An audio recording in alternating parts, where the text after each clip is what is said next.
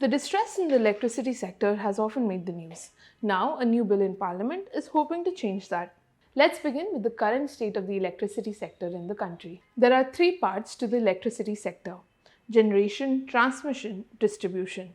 Generators or GENCOs produce electricity from different sources.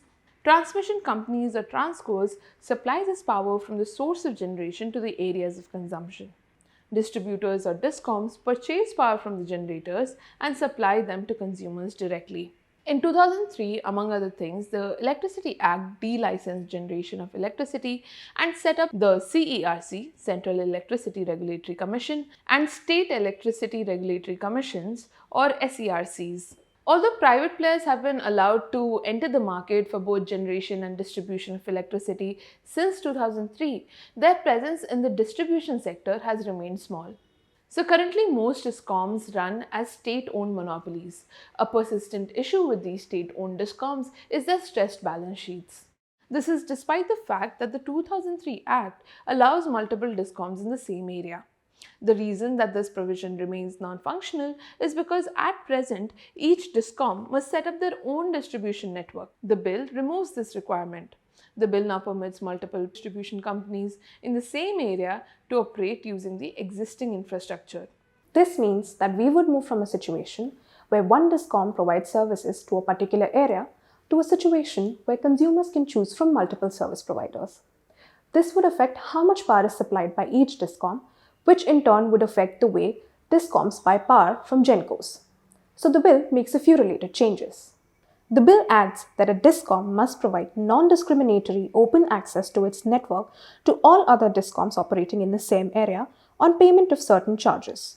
At present, discoms enter in power purchase agreements or PPAs with GENCOs. When multiple players enter the same area, the bill provides that the power and related costs agreed under the existing PPAs will be shared between all discoms. These changes may lead to certain issues. The provisions of the bill create a scenario where a new player will initially have fewer opportunities to become competitive. The cost of power procurement makes up about 70 to 80% of the total cost for a discom. The power purchase agreements or PPAs are long-term agreements that are decided for 20 to 30 years. Note that the current demand is largely covered by the PPAs already in place. The bill also empowers SERCs to notify floor and ceiling tariffs, which would again impact a new player's ability in bringing new price mechanisms. All these factors would make it difficult for a new player to differentiate its services from that of an existing player. And if that's the case, consumers would have no incentive in making a switch. The bill also creates a conflict of interest. The existing discoms in an area are now required to give full access to new players who will then compete with it for its existing consumers.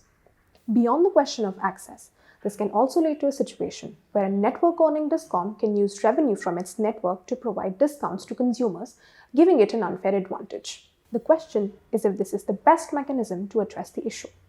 A 2013 committee has suggested a complete separation between the network part of the business and the supply part of the business to do away with the conflict of interest. The bill also makes a few other changes. Check out the link in the description box for the complete analysis of the bill. For more updates on everything legislative, follow prsindia.org.